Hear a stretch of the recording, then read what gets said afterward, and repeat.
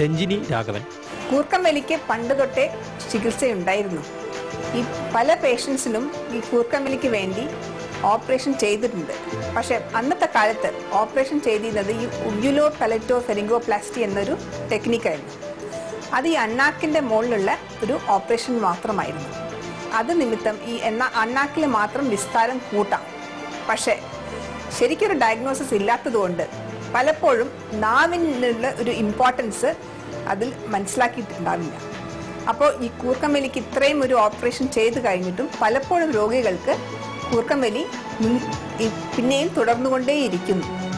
അപ്പോൾ ഇത്രയും വേദനയും സഹിച്ച് ചിലപ്പോൾ ബ്ലഡ് ട്രാൻസ്ഫ്യൂഷനും കഴിഞ്ഞ് ഈ ഒരു ഇഫക്റ്റ് ഉണ്ടാവാത്തപ്പോൾ പലരും ഇത് സർജറിയെ പറ്റി പിന്നീട് ചിന്തിക്കാറുമില്ല.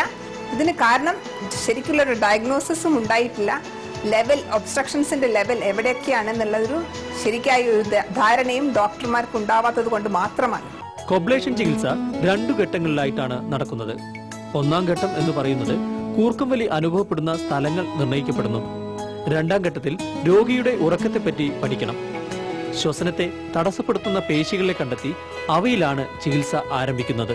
അപ്പോൾ ഈ കൂർക്കം വലി എങ്ങനെയാണ് കണ്ടുപിടിക്കാവുന്നത്?